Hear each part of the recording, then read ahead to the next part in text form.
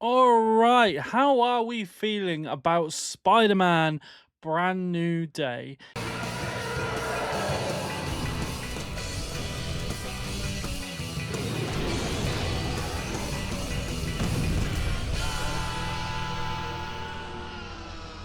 I didn't know you could get that big.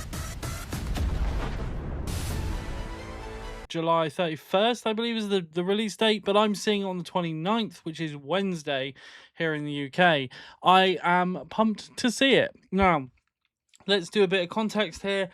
I wasn't always a Spider-Man guy. Like, I'm not going to say I grew up with Spider-Man. I did to a point. I was mainly a Superman, Batman guy. When I was much younger. It wasn't until the mid to late 90s when my brother got into Marvel quite heavily.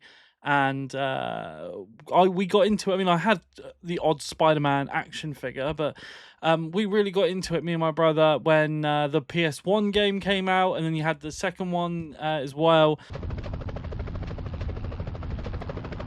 Hey, Spider. Hey, Black Cat, what's going on? I know there's been some trouble, but the bank's being robbed, and they've got hostages. Use your Spidey compass to get to the bank quickly. Thanks, Cat. And we were kind of addicted. Well, he was more addicted than me, but I definitely played it a lot because of that. And so Spider-Man was there sort of late 90s for me when I was about, I don't know, 8 to 10 years old. And then the movie came out, the first Tobey Maguire movie, and it was huge, massive, around sort of like that 9/11 period, where the movie even had like the cut Twin Towers sequence in it. You can find on YouTube. But I remember the first teaser trailer coming out for that, and it was massive. Like, we'd never seen a superhero movie done in the way this was done. And but I wanted to kind of go through, as my ranking of the Spider-Man movies, do a bit of a temperature check on Brand New Day and talk about Brand New Day after we've talked about what's come before, because it's important to look at what's come before and see where we're at now. And I want to do that with each franchise that comes out. So my last place for this series of character movies is the Amazing Spider-Man 2.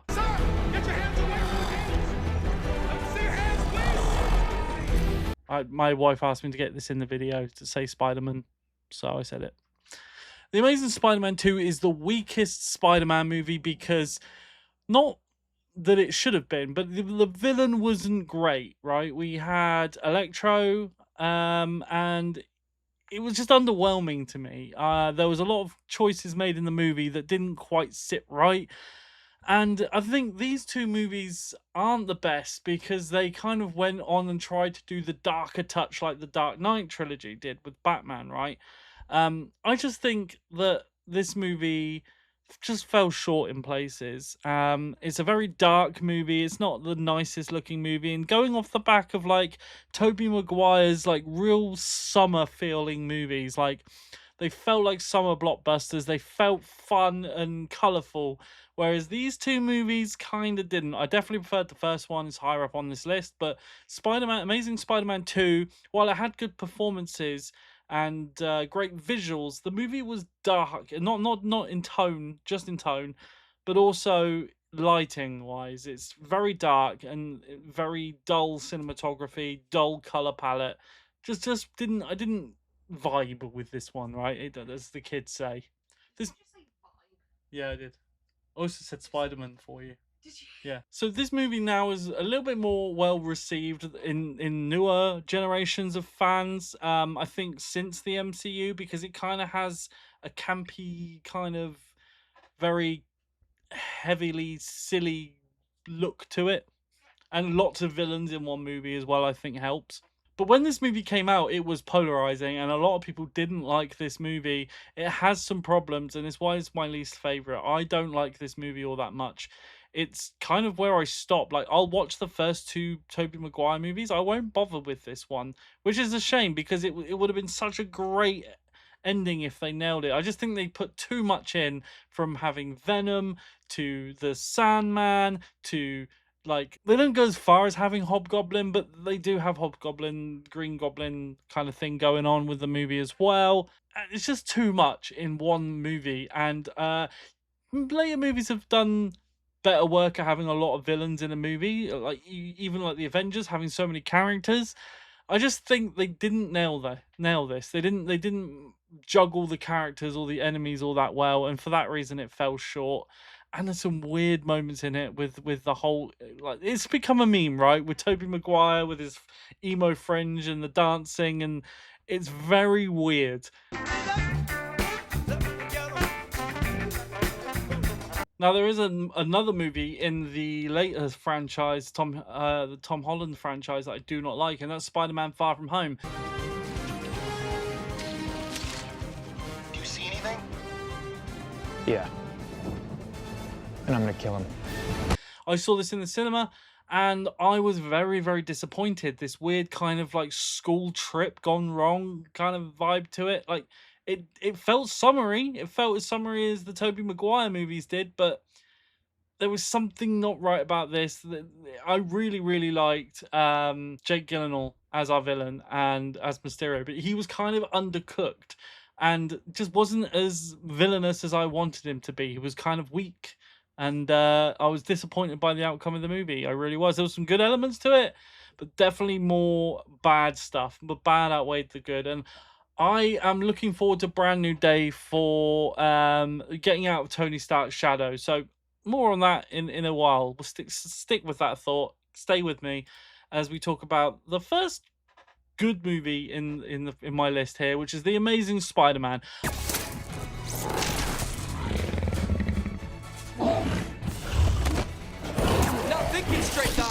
I like the first one. I like that they tried to go on a different edge. Again, they did kind of go darker and trying to, that trend of where we had like the Dark Knight and the Man of Steel, and then we have like the Amazing Spider-Man. That's like the darker edged Spider-Man. But to me, it did feel short in some ways, but I do like Andrew Garfield's Spider-Man, and I also really like the villain, as we had the Lizard in this one. Always wanted to see the Lizard on the screen in a movie, so I like that it went different with different villains, and I applaud it for that. But yeah, it's fine. It's not anything special. It's a good movie. That's as far as I'd take it. And the next one on my list was Spider-Man 2. I love Spider-Man 2. Actually, in fact, this one and the next one are kind of tied, to be honest. Spider-Man 2, excellent summer vibe movie. I'm saying vibes a lot. I'm a millennial. I shouldn't be saying these things, but I just think this movie had like a great captured moment. I think because of how old I was when these first two movies came out, they captured like the summer holidays for me. They captured like this movie coming to the big screen or then coming onto home video and watching it over the 6 weeks of summer. And back when you were younger, you had limited things, like limited movies to choose from. Like I would go away and buy a bunch of movies while I was away. Like I remember one summer, I think I bought Spider-Man 2 and Resident Evil on DVD, and I just watched those two movies 6 weeks while I was away from home. And it's just one of those things. The soundtrack's great.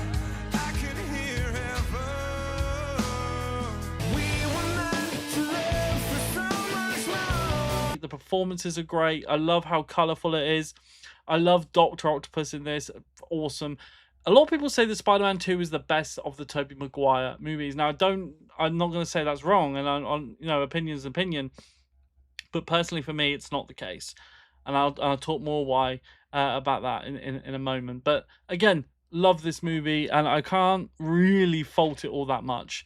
Again, neck and neck here. Spider-Man: No Way Home. I'm Peter Parker. That's not possible. I am Spider-Man in my world. But then yesterday, I was just here. Hello. I hope it's okay. I just came through this, just closed. I really like this movie as well. I like that we got Tobey Maguire back. We got Andrew Garfield. We got the first like multiverse Spider-Man movie, which I really wanted to see for a long time, and I just thought they nailed this one. I really, really enjoyed it, and it's a shame that we didn't get much more multiverse stuff in the MCU. We only got a few things. I thought it would have gone on longer. It's a kind of a controversial thing because I think there are problems in doing the multiverse stuff, but I really liked this. I really had fun with it. And the next one is definitely the original Spider-Man. I remember this coming out in the trailer, how big it was.